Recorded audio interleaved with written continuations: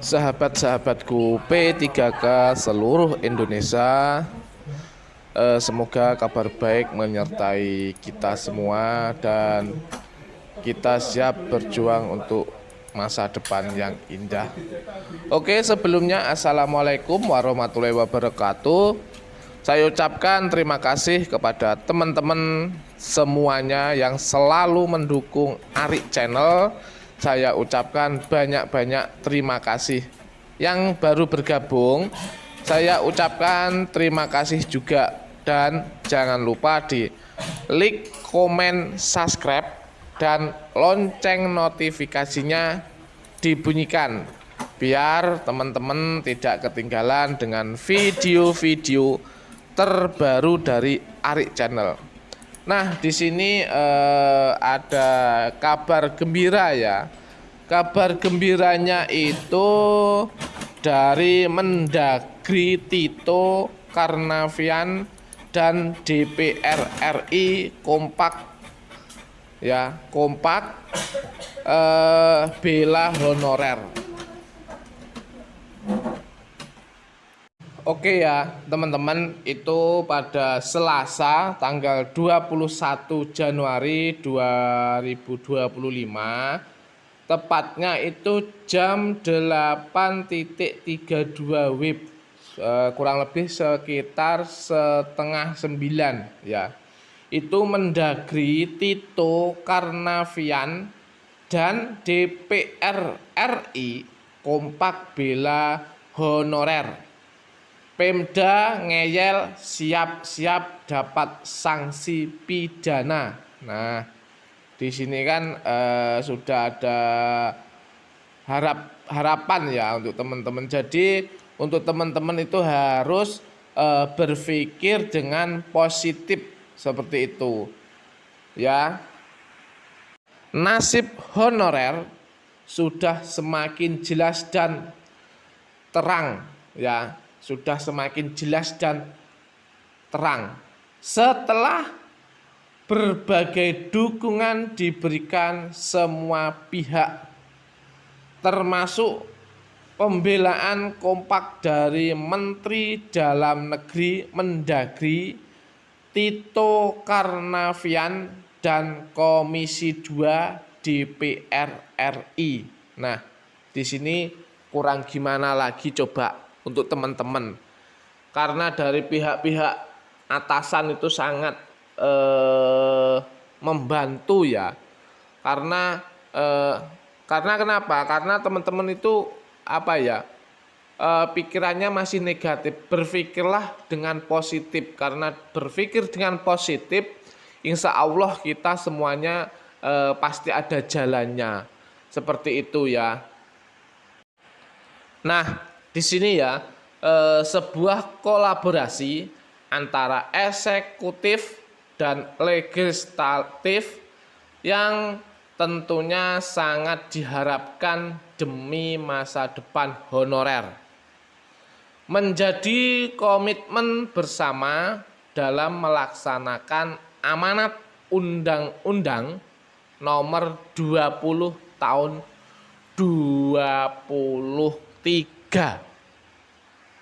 Nah, di sini ya dijelaskan dengan tegas pada atau pasal 66 UU nomor 20 tahun 2023 tentang ASN, bahwa penyelesaian penata pegawai non ASN paling lambat Desember. Nah, seharusnya kan hari akhir Desember 2024 itu selesai ya.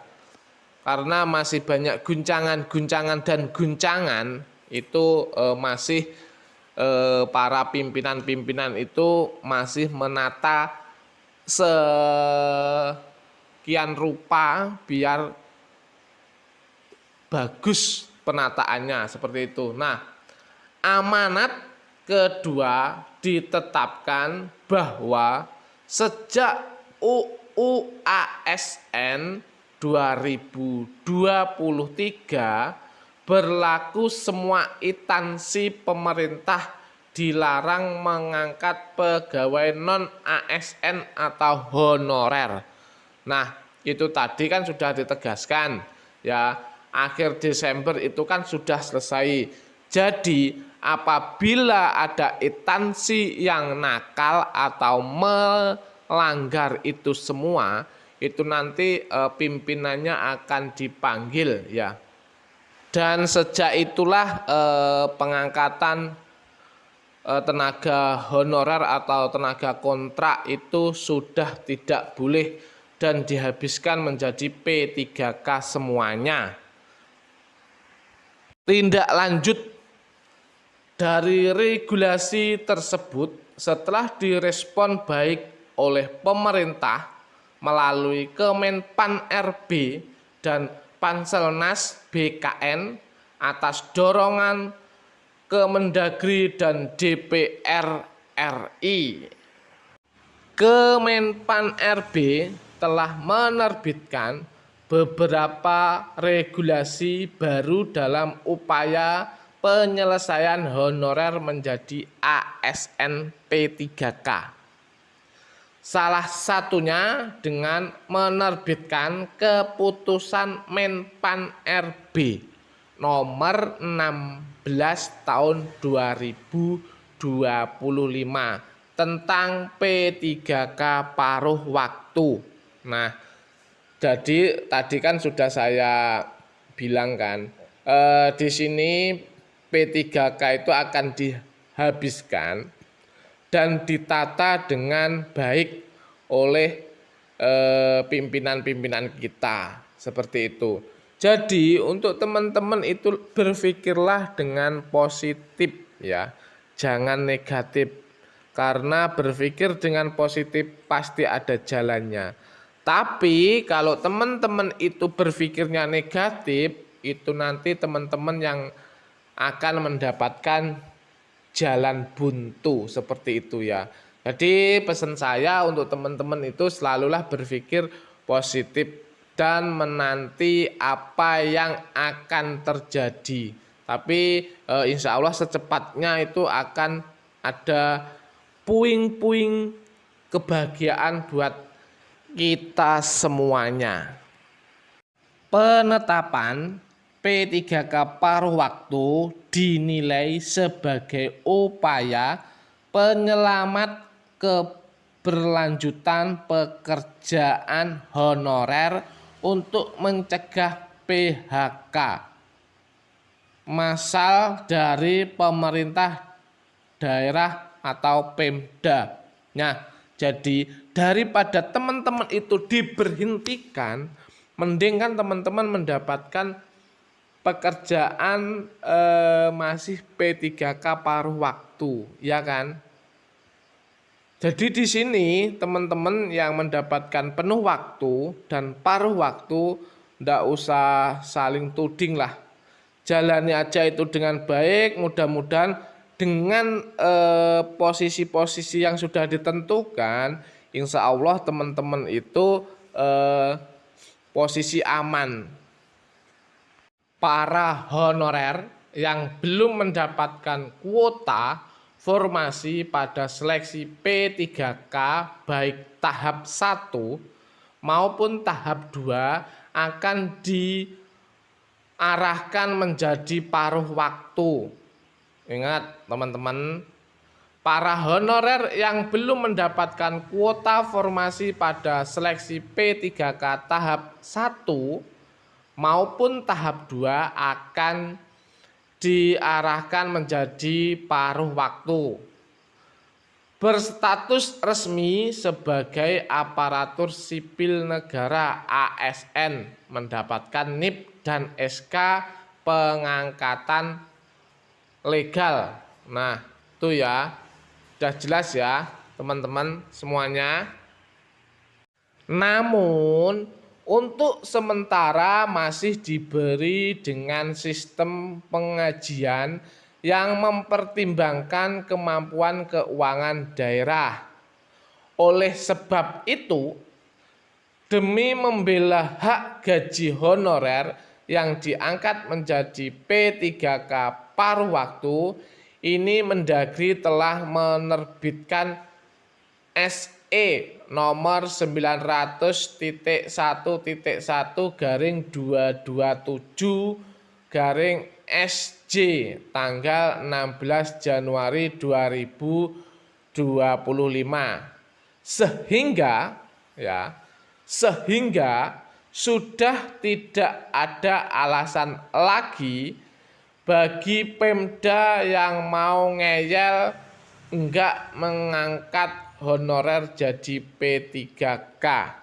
Nah, jadi untuk teman-teman yang itansinya mungkin ada yang nakal, itu nanti akan mendapatkan sanksi ya, atau akan mendapatkan pidana seperti itu.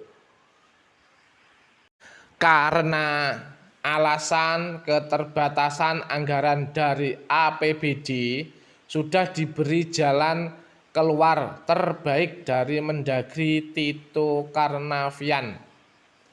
Mendagri menginstruksikan dalam SE tersebut kepada semua Pemda untuk menambah klarifikasi, kodifikasi, dan nomenklatur pembiayaan dalam APBD.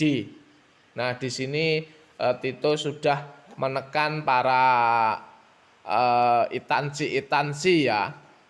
Jadi untuk teman-teman pokoknya berpikirlah dengan positif sehingga dapat dialokasikan untuk belanja jasa P3K paruh waktu serta mudah dalam mempertanggungjawabkannya.